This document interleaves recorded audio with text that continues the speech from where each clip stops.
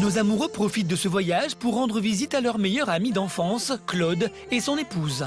Des retrouvailles émouvantes car cela fait 19 ans qu'ils ne se sont plus revus. Claude, copain de Thierry à l'époque, se souvient de leur passion. Tous les soirs, il fallait qu'il aille voir Marjorie. C'est vrai? Tous les soirs. C'était le bon temps, on va dire. Autour d'une tasse de café, nos amoureux évoquent leurs retrouvailles sur Internet. J'ai tapé Marjorie et hop, elle est apparue. Mais à l'époque, Marjorie, en couple, n'ose révéler à son mari la vraie identité de Thierry.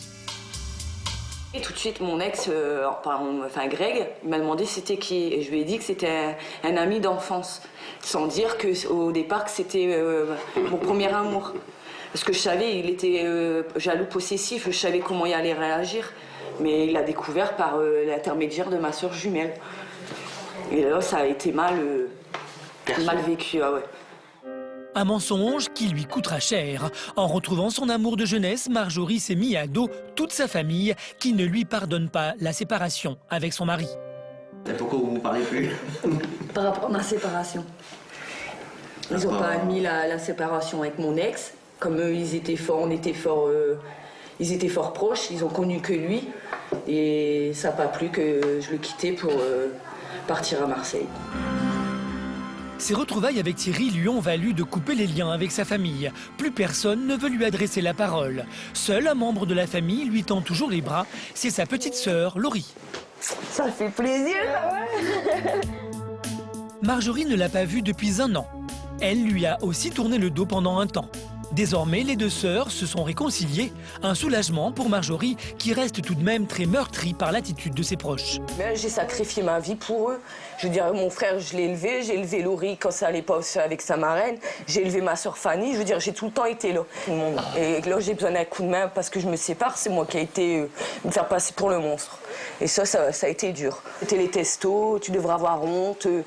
Je me suis fait insulter par téléphone. Et puis j'ai dit, j'en ai marre, je reste plus par ici. Incomprise, humiliée, Marjorie a toujours bien du mal à se remettre de ce procès d'intention orchestré par sa famille. Ouais. Parce que j'ai toujours été là pour tout le monde. Et quand j'ai eu besoin d'eux, il n'y avait personne.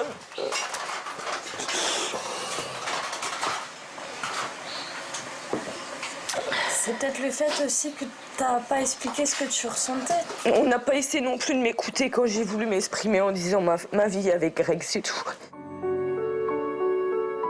Si elle reste incomprise par sa famille, Marjorie peut compter sur l'amour et le soutien inconditionnel de Thierry.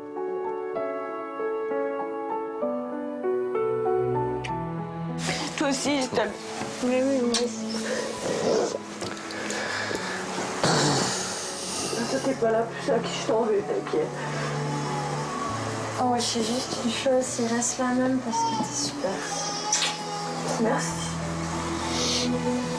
Pour Marjorie et Thierry, ce retour aux sources a ravivé de vieilles blessures. Heureusement, tous deux regardent ensemble vers l'avenir.